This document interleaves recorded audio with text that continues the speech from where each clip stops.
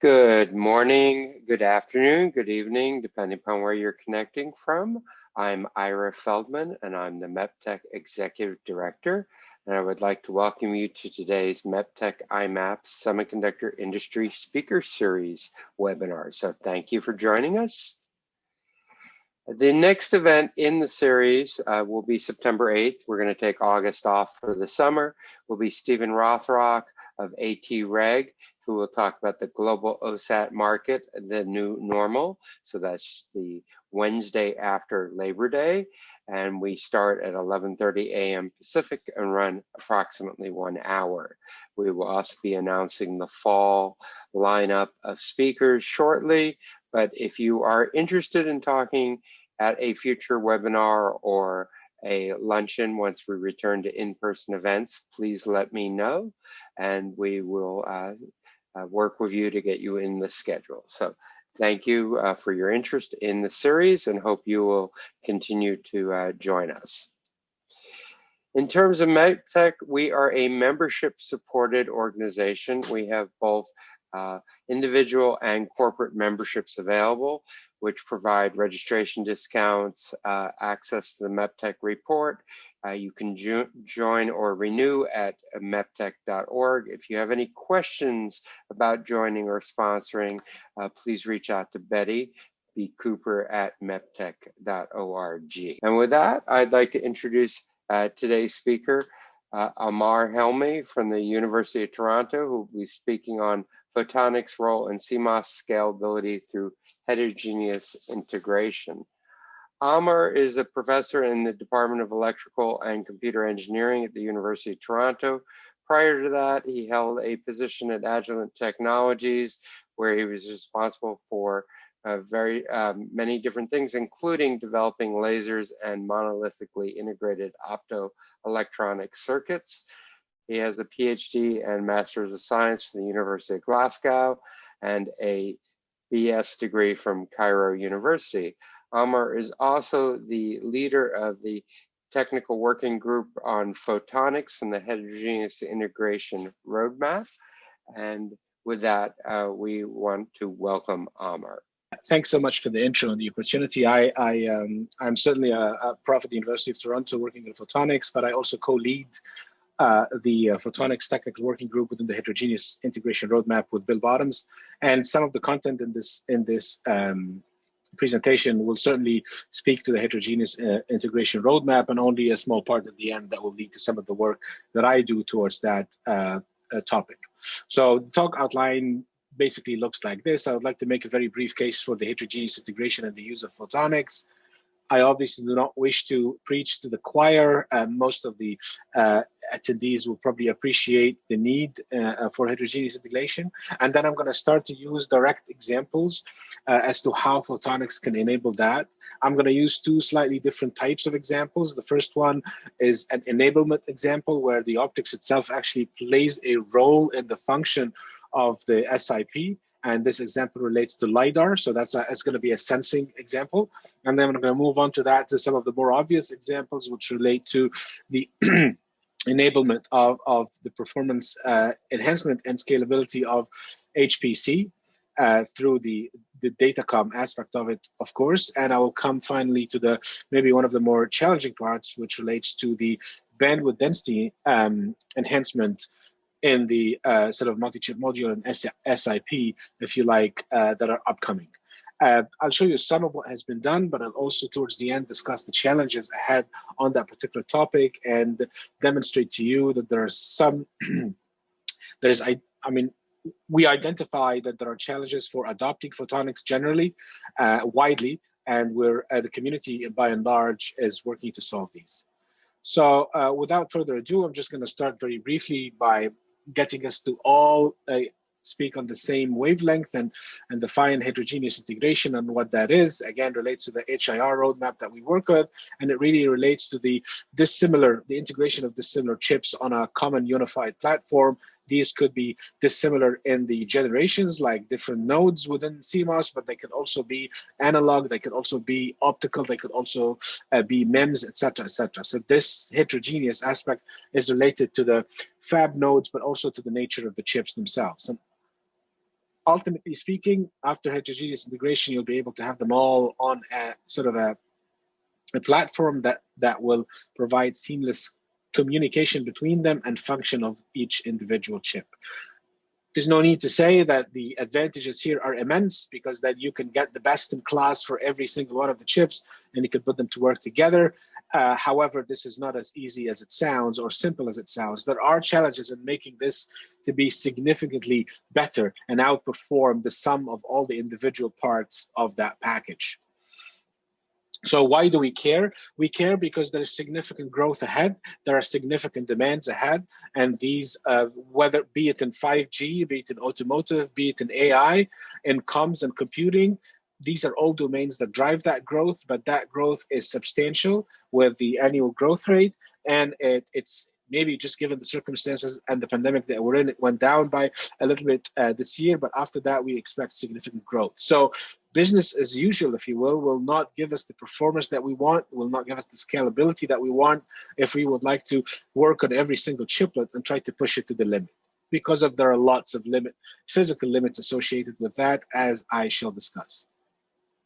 So what's the problem? The problem really is, at this point in time, there's an incredible drive with all the sort of, if you will, usual suspects that work on this, be it Xilinx, AMD, Intel, NVIDIA. Most of these with high performance functions that mix GPUs, CPUs, high performance memory as an I/O to put a heterogeneous set of chips from different nodes to get the best possible solution. This has been extremely successful, helps with the yield. It really improves upon the performance of the overall system. But the problem is the scalability is less now dictated by the performance of every single chiplet, and much more so dictated by the connection between the chiplets. So right now, the amount of power, even the architecture itself of these multi-chip modules or SIPs is actually dictated to try to mitigate the I/O bottleneck. Because if you assume in a perfect world, these connections can talk to one another with speeds even higher than the on-chip speed. That is obviously, as we're all aware, the opposite of what exists. What exists right now is the speed is usually a small fraction of the on-chip speed.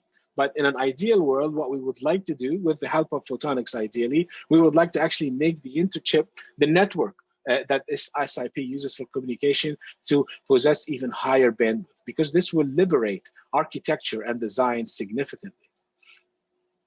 Okay, so at this point in time, I'm going to move into the first example, which relates to the LiDAR, and I'll stop after that for Q&A pause. Does that sound okay, Ira? Yep. Yep. Okay, so LiDAR is a very sort of simple, if you like, example, a very evident example of why integration is essential. So LiDAR is a system that requires multiple technologies, not just signal processing. It requires A to D, it requires optical sensors, it requires phase array control of the optical beams. All these do not belong to a single platform. So if you would like to build all what I just mentioned above, it's extremely difficult to build any great number of these pixels on the single platform, because the requirements for the beam scanning are different than the information processing are different than the A to D, etc., right? That's why it's a prime example of how heterogeneous integration could actually shine. There's been an incredible demand, particularly driven by automotive because of self-driving vehicles, that has led an incredible number of companies, as you can see here, all the way up to 2018 for this one, to actually grow exponentially. So I'll give you one example to just highlight how the level and the scale of work on that domain and how it can further benefit from heterogeneous integration. This is an example that came out this year from a company in San Francisco with collaborators in Southampton in England. And that work, what it does is that basically it has a single CMOS chip that will be utilized for two functions. One for them as a transmitter of the beam that enables the LiDAR, because the LiDAR is a beam coming out and then another beam received. And the other part of the chip is basically the receiver. And in that particular case, you'll find that there is a focal plane array for both that exists on the same chip. The steering of the beam itself from the transmitter is provided for thermal optic switching, where the tree of the switching drive exists on the chip, but the drivers themselves don't. And that again goes to further emphasize the challenges with building such a system on a single chip.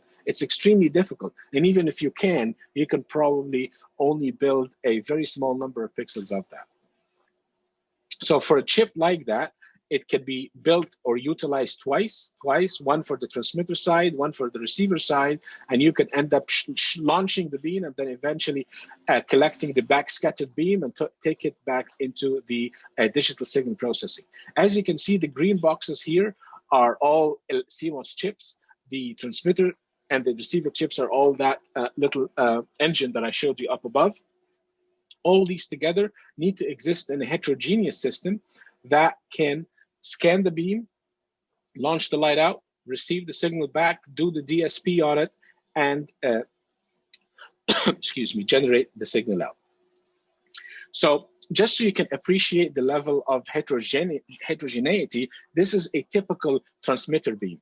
Look at the array of feed elements from the X and the Y axis to get the laser beam into the every single one of these grating couplers that can eventually take the light out, and then the received light can come in and go into the photodetector. So that has to sit on the same chip along with switches, along with some of the electronics associated.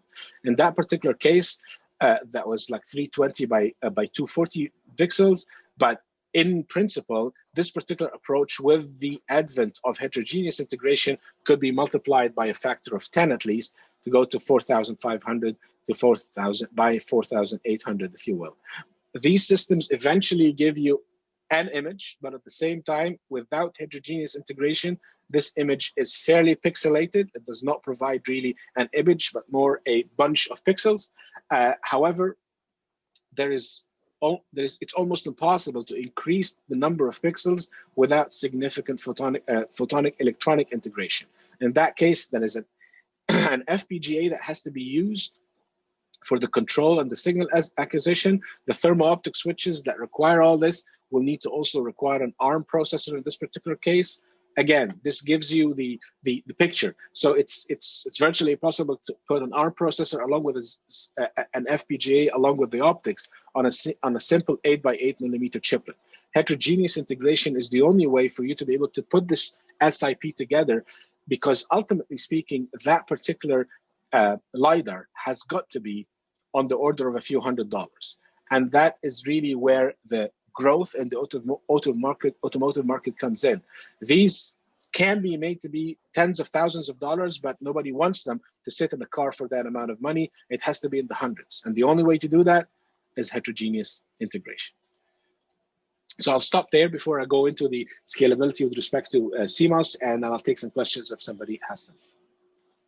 So I had a general question. Is, obviously you're getting the functionality from both the photonics tend to be built in different processes and process and fab technologies, and I assume also it will allow you to build larger scale elements than would be economical on a CMOS wafer.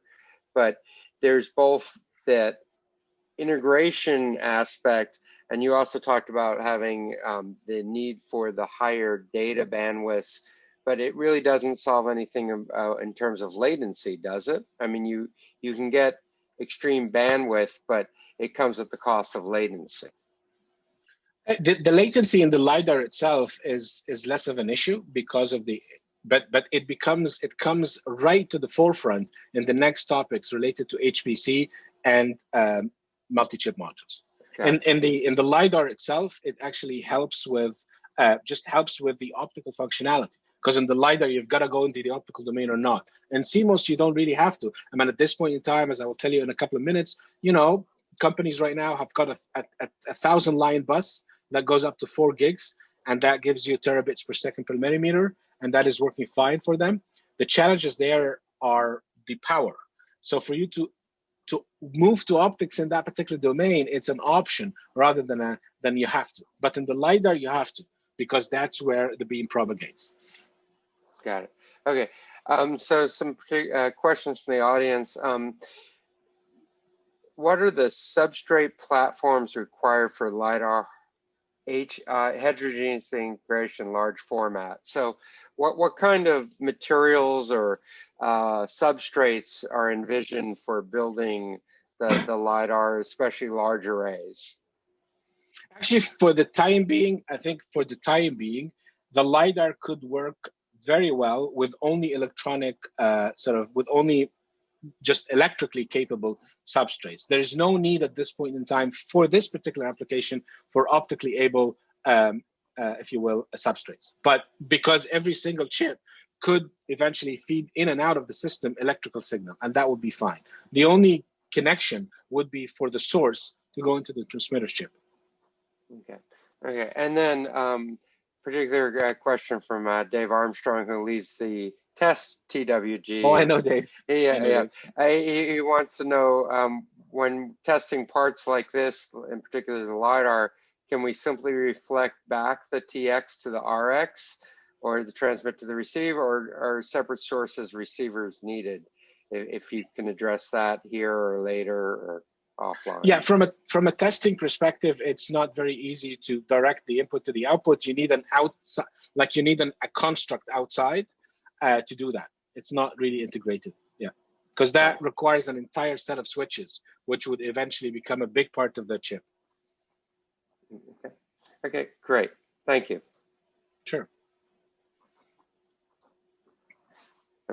That's it for questions at the moment. Oh, okay. So I'll go ahead. So from a perspective of more sort of conventional CMOS and HPC applications, let's see where optics, if you will, can contribute.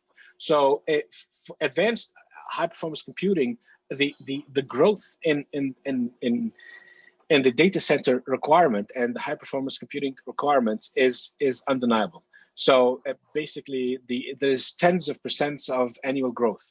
At this point in time, the pluggable systems that we utilize to achieve that demand they cannot physically get so much smaller than a few centimeters by a few centimeters. So there's no way you can do that because the fiber is still there. Even if you eventually get the transceiver on the fiber tip itself, it will still be of that order of magnitude of size because of the fiber is the connection. However, the route to enhancing the connectivity of these systems, particularly with the future architectures as shown on the bottom left-hand side, is to increase the data rate, the bigger pipes, basically, that you would use on every fiber. So on every fiber, instead of having 10 gig, 20 gig per fiber, these needs to be 100, 400, 800 gigs. So we would enable a higher overall aggregate bandwidth. How can one do that when the transceivers themselves are so small? Like if you look at the form factor, as I will show you in the next slide, it will be evident that integration is the only way forward. So for us to be able to enhance the overall speed capacity to meet the demand and growth in HPC, which require us to go to 1 terabit per second per fiber, per line, per color, or 400 and 800, then we have to use higher bitrate systems, but that requires huge amount of power, as you can appreciate the trade-off, because as you go in the hundreds of gigabits per second in the electrical driver, that increases the power consumption. It's not for free. So some of the ways by which we can enhance this is having coherent modulation format, and that's the way moving forward. So you'd have the same number of lines, the same number of fibers, almost exactly the same size of transceivers, but using some optical tricks to squeeze in more bits, communication tricks, really. I mean, this exists in every domain, not just in the optical domain. You could add more bits into your 100G lane, if you will. The challenge is not getting that bandwidth, really. Always the case here is the bandwidth density. Look at these form factors, like all the way from the RJ45 to the CFP8 and the QSFP. Look at the sizes and the dimensions of these, which have to accommodate 800 gigabit per second per line. These are relatively small devices, so the heat dissipation in these does not allow us to have electronics that runs at a bit rate of 500G. That's extremely power consuming device, and it requires a significant amount of cooling. So the key here is to use some of the bandwidths and capabilities that photonics allow, along with electronics, to have higher level formatting with coherent optical formats and heterogeneous integration, so there is no power, if you like, excess power loss between the drivers, the electronics, and that of the photonics. That's another example of where optics could help electronics, if you like, move and improve upon the HPC. I can stop here if you feel that there are questions out there, but I can forge ahead. Why don't you continue, and we can always circle back if there's some questions on this section. Sounds good. So with respect to the bandwidth, I spoke about the bandwidth within a data center and HPC fabrics where fibers predominantly and backplane waveguides end up contributing to the bandwidth connectivity. However, if you move into SIP, if you move into multi-chip modules and much more compact packages, you will find that there is a very clear need for optics. It's not now an option, but it's actually a necessity. If you look at the DRAM density, basically you find that near 2020, it is starting to plateau, but there is no evidence of plateau, if you like, the number of transistors. However, if you look at the interconnect density, given these huge number of transistors that we are able to squeeze into the CMOS chips themselves, you will find that the message given in the last rightmost hand side graph says the idea in a much more eloquent way. Despite of the increase over the years in the number of processors, chips, etc., the I/O itself cannot keep up because there is an increased demand of the I/O, but not just the I/O aggregate volume, but the density. The key here is the density. How much do you have as a function of unit area? So this is where photonics can come into the rescue. However, with photonics, there are very, very sort of limited, if you like, physical effects. On board, the energy that you need, given the amount of distance you have to propagate, is the highest. So you need slightly higher energy, but you can go much lower distances. If you go in the package itself, you'll need to go much shorter distances with significantly lower bandwidth, given the proximity of the lines to one another, and before the energy starts to shoot up. On the chip, it becomes even more restrictive, and this has to do with the density of these copper wires that are there. So that's why the interconnections and the capabilities of NVLink, PCIe, GRS, etc., are dictated by some of these physical electronic capabilities. Can optics do better than this and beat some of these physical effects? I think the question is definitely yes, but with some caveats. This is another graph that we sort of use to basically show that the 3D interconnect density roadmap, it just shows the stark contrast of how silicon scaling is flattening in comparison to the requirements and the needs that are offered by heterogeneous integration, which is shown here with the open circles, if you will. So there is an evident need that we need to move that way rather than it being a sort of an option, if you see it. From a standpoint of this is from Ravi Mahajan, who is the chair of the 2.5D, 3D TWIG, who's kindly provided us with this information, showing us how the density of the wires per millimeter basically cannot become smaller indefinitely. There is going to be a cost to pay there, and the different technologies are trying to push that cost, but there is a limit. There is not going to be near infinite number of wires per millimeter, and that tells us also that we need to be able to increase the bandwidth without increasing the number of wires. How to do that without melting the chip from consuming a lot of energy because of charging and discharging these copper wires? The solution is optics. And that has to do with just the details relating to the bump density plot that I showed you before. Are there ways around this? Well, I'll give you one example. There are lots of companies that are working to mitigate all this. Cerebras, for example, in conjunction with a special, if you will, PDK development with TSMC, have generated, they said, you know what, we do not want to put chiplets next to each other. We would like to put them all on the same wafer. We are not going to dice the wafer. We're going to actually have the wafer to be a wafer scale engine. And there are lots and lots of identical little fabrics that are connected to one another. And what happens is, instead of dicing, the company, along with the SMC, decided to connect every nearest neighbor to one another. This provides an increase, a significant increase to the nearest neighbor communication, but it's still limited. It's only nearest neighbor, and despite of the bandwidth being in terabits per second, it's still a significant portion of the power consumption offered by this particular fabric. This fabric, which is called a wafer scale fabric, gives you a very large, if you like, a mesh in AI computing, 600 by 595 by 1500, but at the same time, it is extremely power hungry, and it requires a few racks to be installed. So that's not really the kind of system that we would like to see going forward in an SIP. It works, it's a solution that solves some of the problems that I spoke to you about, but it just tells you how much you have to pay to solve this if you continue to work in the electronic domain. And that's the wafer scale engine and how it looks with respect to the wafer itself. It's actually nearest neighbor connection, where many wire bonded connection wires go between the different interconnected chiplets. Okay, so what's the way around this? The way around this is really to try to use optics and try to mitigate and alleviate some of the challenges that come with it, to connect it all the way up to the multi-chip module and the SIP, and use the light and the modulators and the capability to communicate from optics to connect CPUs and GPUs to HBM and switches, etc., etc. This is the, if you like, the idea or the notion itself. Some of these stages are not completely there to be able to provide replacement to electronics. One of the challenges that are less recognized is that for a reasonable adoption, CMOS is a for-profit effort.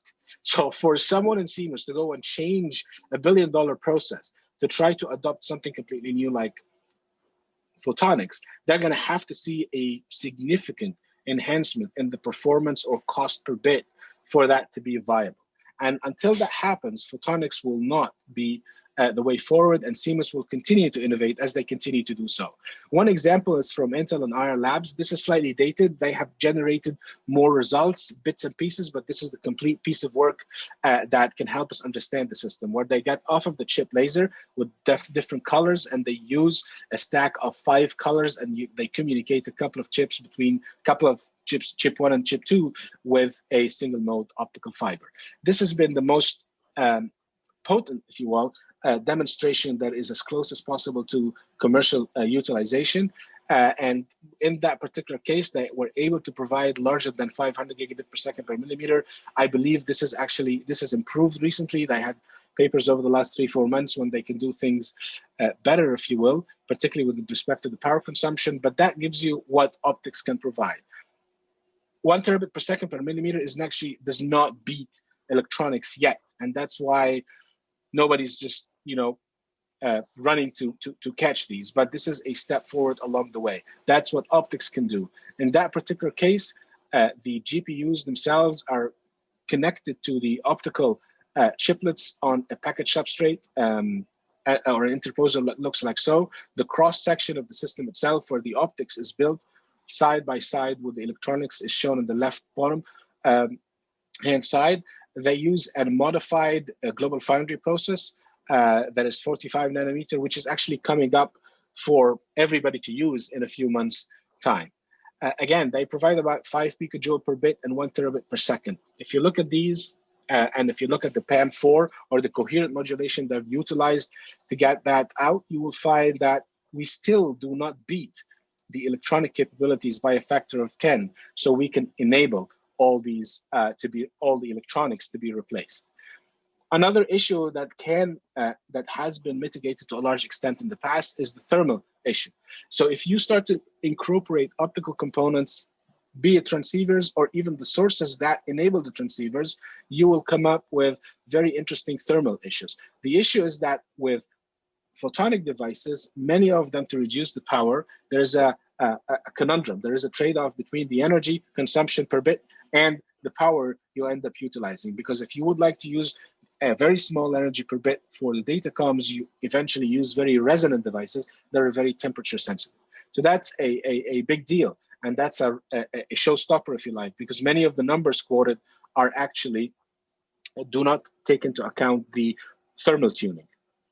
But the challenge is beyond that. Some of the optical devices could only be tuned to work in a given range. We're always used to CMOS to work over about 100 centigrades or so. But right now, photonics cannot do that. So what do we do to make the photonics A, work within the thermal budget that electronic components work on, and B, work within a larger temperature range? That's not an easy question, but on the side of the sources themselves that could be within the same package, I think there is a solution now. Quantum dots have been providing significant improvements on how temperature sensitive the light source that provides you with the light that can connect within the package be. And eventually a lot of work, particularly from UCSB and a couple of locations in Japan, that have been able to integrate very viable quantum dot lasers with silicon itself. So that provides at least one dent, a check mark across the list of aspects that we need to look after. So the graph on the left-hand side shows you conventional lasers and how extremely temperature dependent they are. And then if you use an appropriately grown quantum dot counterpart, you'll find that they're supremely temperature independent, almost so. So that really helps along the way, and that's one solution. In fact, that same group, along with Caltech, have gone one step further last year to actually start to make sources that don't generate just one color. They generate a whole host of colors, as shown in the plot of the spectrum right here. Every one of these very sharp lines is a color that could be used as another channel. And achieving this has been achieved actually using standard silicon photonic devices in conjunction with a distributed feedback quantum dot laser that is not temperature sensitive. And that can enable you to have 120 channels. Each channel could work at hundreds of gigabits per second to, again, enhance the bandwidth density, which is something that that photonics is very capable of tackling when it comes to the interconnection bandwidth in the SiP. The challenge, the thermal challenge is quite severe because, as I mentioned to you earlier, but maybe in a bit more depth now, if you look at a typical modulator that is used in many of the demonstrations I spoke to you about, you'll find it's based on some sort of a ring structure that you can tune electro-optically and you tune thermally. Recently, also from IR labs that have been tuning it also electro-optically. The challenge with that is that this structure is very resonant. So it can work only within 20, 30 nanometers. There are ways to change that by making the structure itself less resonant, and that's work that we have been doing. But at the same time, it still requires extra power to keep it in check, to keep it at the right temperature, as the CMOS itself overall changes in drifts in temperature. That work has been generating, again, improved performance with respect to Intel and IR labs, and it's all related to mitigating and reining in the thermal challenges that come with photonics, if you will. So I think I'm going to stop here with respect to the HPC and the interconnectivity of within SiP. I'll take a few questions and then move into some of the challenges and how we can solve them. Okay, great. One of the questions is, on the logic, bandwidth, and interconnect density trends you showed on your slides, do you have any projections or estimates as to where they will go for the next decade? Because I think the timeline was only through 2020 on your slides. So, excuse me, the person's asking where you think those will go. Maybe those are more on the outlook, but I think I think it will be more on the outlook, but it depends on which technology is being adopted. I'm just trying to find the slide, if you will. So there is saturation in the density. So the density is not going anywhere unless we do something about it, go optical or otherwise. The density with respect to the logic itself will continue to go up for as long as we're going with the same sort of nodes, going to 3 nanometers all the way, et cetera, et cetera. But then after that, it's difficult to predict at this point in time, depending which type of transistor that will be adopted after that. Right, okay, good. And then let's see, the question is, can we use chip-to-chip optics, not with connectors and fibers? So maybe they're thinking about free space transmission and what would the component height be to do something like that? I'll get to that in the challenges ahead Okay. and possible solutions. So Okay. yeah, in principle, there are solutions along these lines, and there are ways to do this, like on-chip small LEDs and stuff. But I'll speak about that in a minute. Okay. And then a question on the crosstalk. You talked about multi-wavelength, wavelength division. Transmission, yeah, Transmission. yes. And the questions on crosstalk. Is there crosstalk between the wavelengths, which I probably assume based upon the Q of the optics, but is there, and where does it come from? Where does this crosstalk come from? Yeah, the crosstalk itself does exist. It exists because of the finite quality factor and the imperfections of every single cavity, every single ring resonator, if you will, and that could be mitigated by dynamic, if you like, tuning. But at the same time, given the types of these links, given that they're only for a few meters, that level of crosstalk in optics is tolerable. Yeah. Okay. And then back to the Cerebrus example, one of my questions is, you talked about the high level power required to do the, let's say well, we'll call each of them a die, even though it's one wafer. Yeah. The die-to-die or the cell-to-cell communication, the large amount of power, because they're using a very wide bus architecture. Yeah. But for the short distance, would not the O to E, E to O and O to E,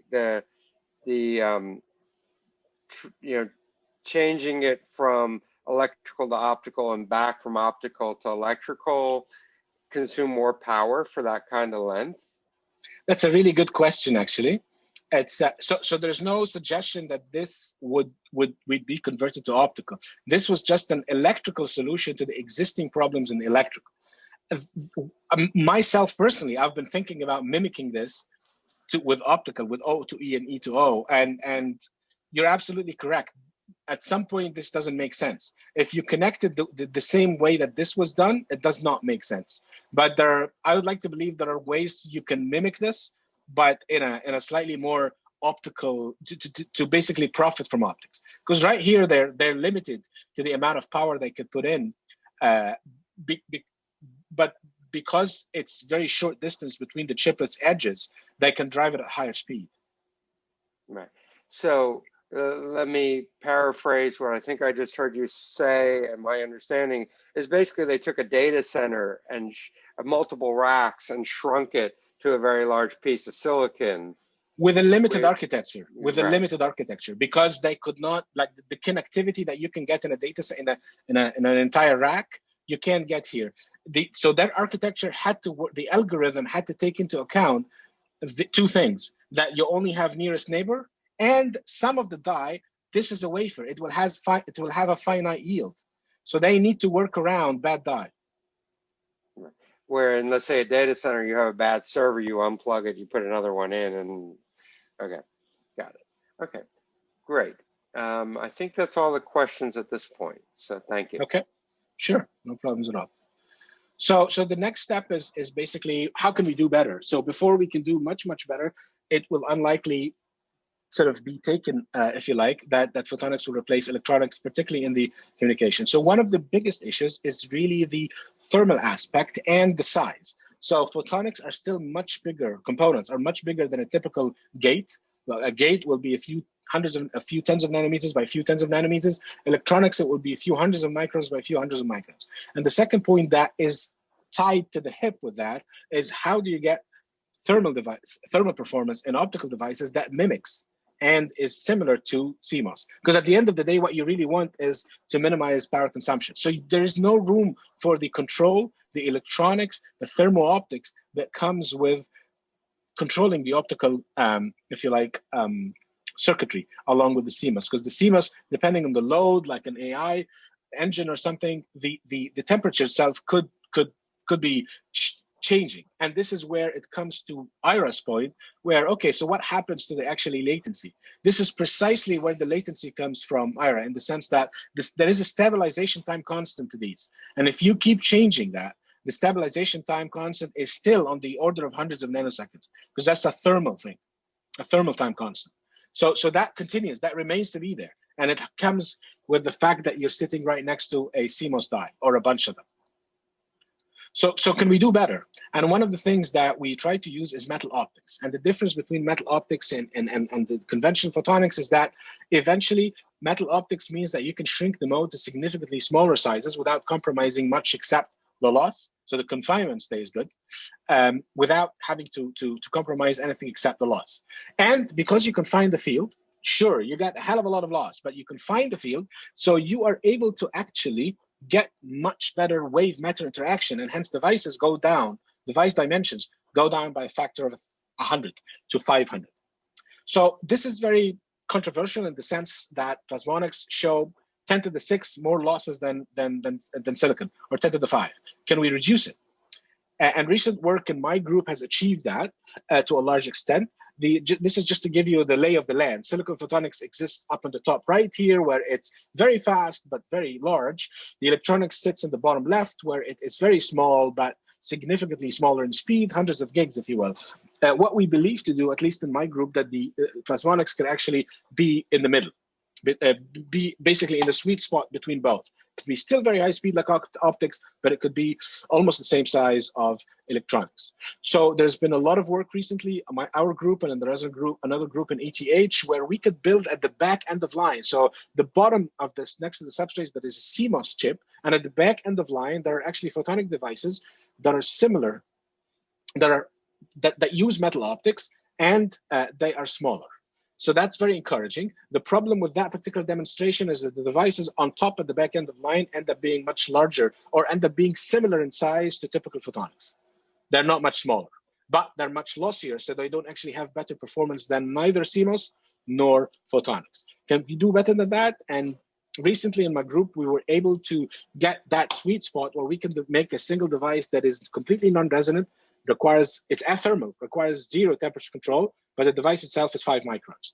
So then once it's 5 microns in comparison to 500, then you can your packing density ends up becoming much larger, and the speed itself ends up becoming hundreds of gigs per line, per color. So if you have 5 colors, 100 colors, then you can multiply. So that tends to actually address 2 things. It addresses the bandwidth density, but it also addresses the fact that this device works at 0 degrees, at 100 degrees, and 120 degrees. So it works very sort of suitably right next to a CMOS chip where the load could be dynamically changing.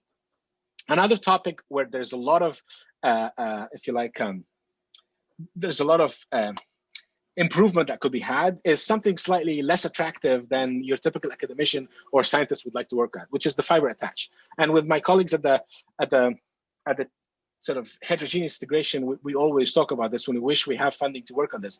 The idea, the processes right now that exist for the fiber attach was one of the key metrics to actually tell you about the yield of the processes. Like the integrated circuits of the photonics itself could have reasonable yield that could be tested. And the CMOS is the same, much better. But the fiber attach itself remains a sore thumb in the process because of how archaic to some extent, how low yield to some extent, how slow. Slow is money, right? Speed is money too. So there could be a lot of room for, and we're certainly pursuing a few ideas related to optical antennas, et cetera, that can actually help facilitate and improve the yield of such processes. So that's another challenge that when solved, it will help get optics to replace some of the interconnects and electronics at a much faster pace.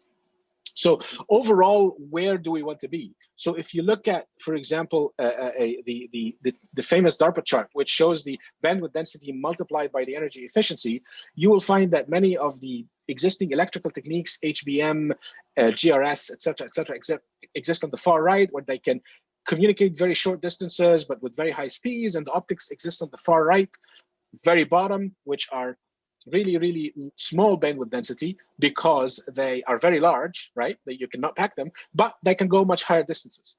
Ideally speaking, if you can get optics to move to the left and up, that will really allow you to get the best of both worlds, right? That can get you very large bandwidth densities, but at the same time, optics does not care how far you travel.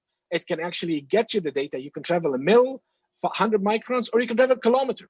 if you have enough power. There isn't really that limitation that exists in driving the charge on a copper wire.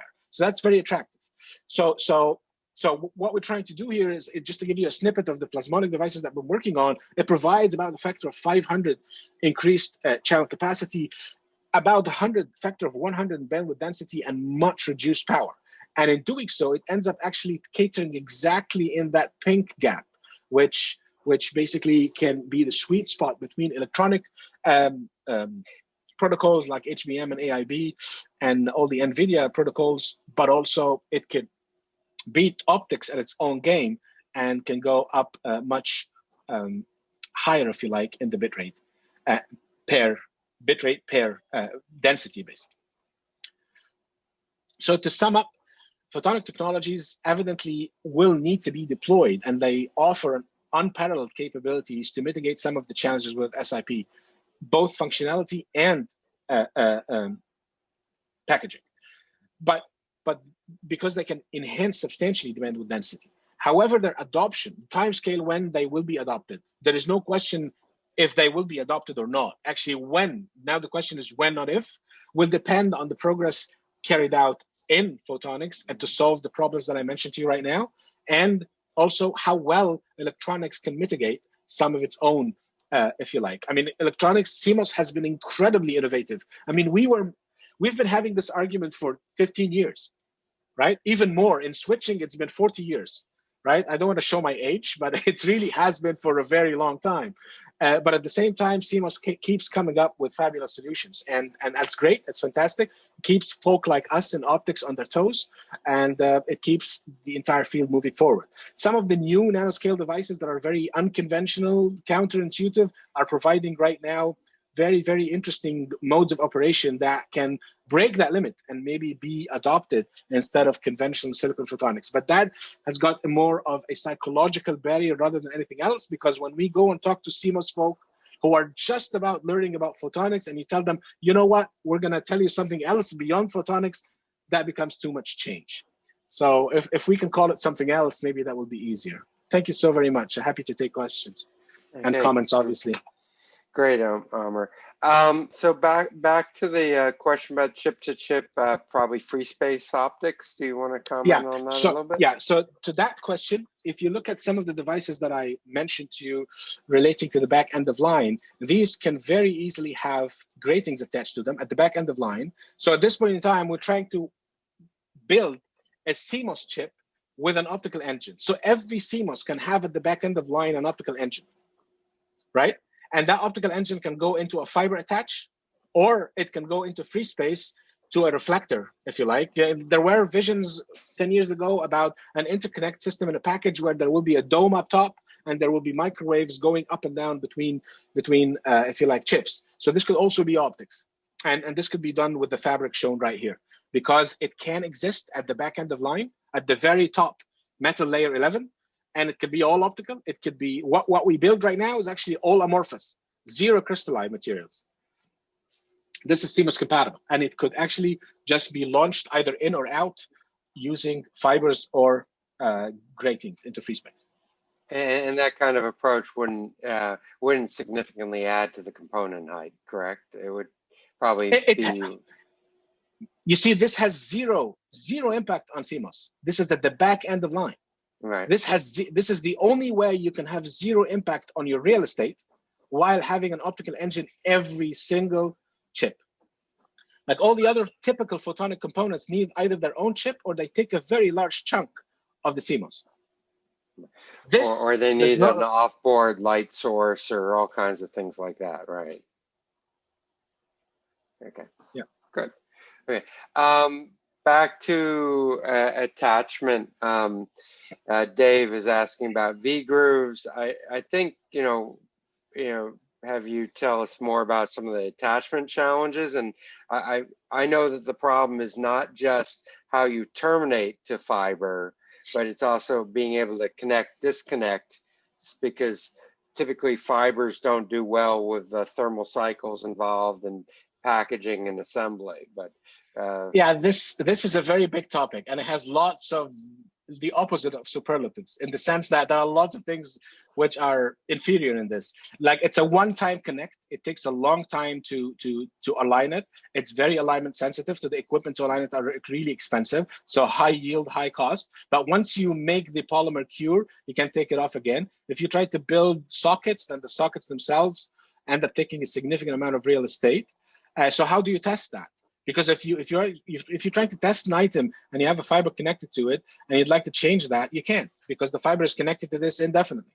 So there are lots of issues related to that. The whole thing requires a significant number of polymers, and that could be problematic for thermal cycling and degassing, et cetera, et cetera. So there's a sort of a lifetime issue to that. So there are many, many, many issues at this point in time to the fiber attach question. Right. Okay. And you know, I'll certainly encourage other people to ask questions, but I'm happy to ask one more from Dave.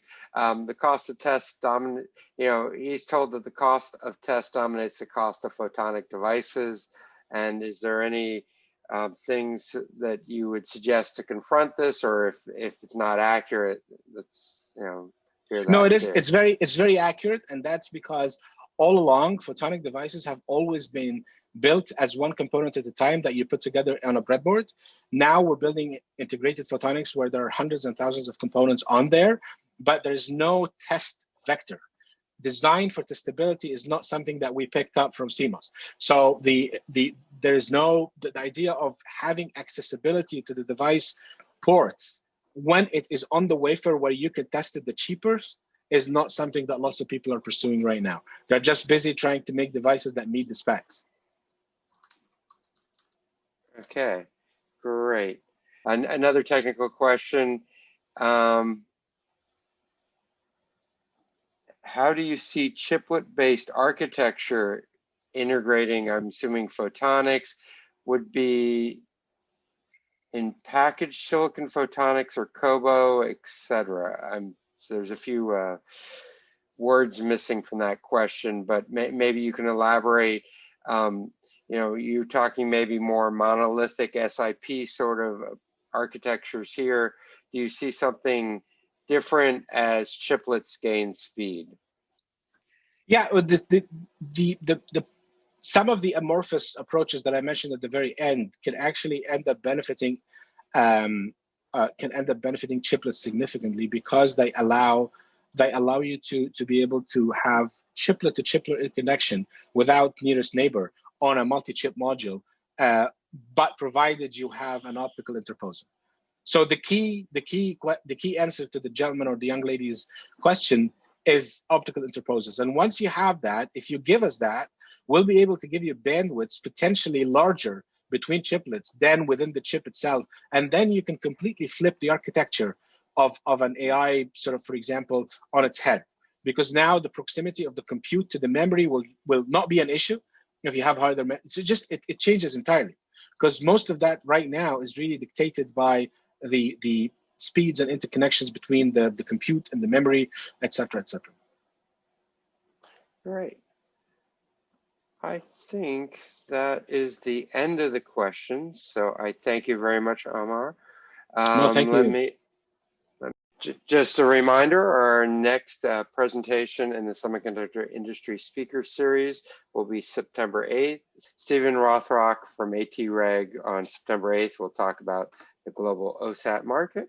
And once again, we will post the presentation slides on the MEPTEC.org website and on our YouTube channel, youtube.com/MEPTEC presents. So just if you check the subscribe box there, you'll get a notification as soon as we post things. So with that, I want to thank everybody for attending, and I will wish everybody a good day and look forward to seeing you at a future event. Thank you.